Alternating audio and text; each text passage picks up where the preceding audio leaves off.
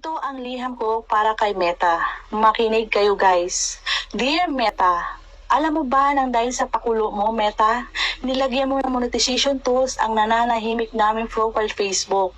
Alam mo ba nang dahil sa Reels, yung iba naging assuming na nagla-live lang nang naglalakad, naging vlogger na agad. Nagpiprito lang ng itlog, naging content creator na. Ang dami naging dancer, kahit puro kaliwa ang paa. At ang dami naging feeling singer dahil sa iyo, Meta. Ang mga mahihiyain, alam mo ba, Meta, kumapal ang pagmumuka nila dahil sa iyo. Ito pa ang nakakatuwa, Meta. Pinakailaman mo pa ang mga profile Facebook namin. Nananahimik noon. Ginawa mo digital creator hanggang naging rising creator na. Nagmamakaawa na yung iba na bigyan ng star.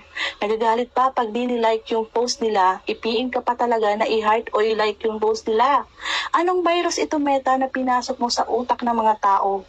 Galit pa yung iba dahil ayaw pa ng like, gusto heart lang. Yung iba, gumamit pa ng filter, ayun tuloy, puting-puti sa mga videos na puro mga pa-cute. Mahihayin talaga ako, Meta, pero bakit pagdating sa'yo, umapal ang mukha ko? Nagulo ang mundo namin ng dahil sa'yo, Meta. Hindi na kami nakakagawa ng gawaing bahay ng dahil sa'yo, Meta.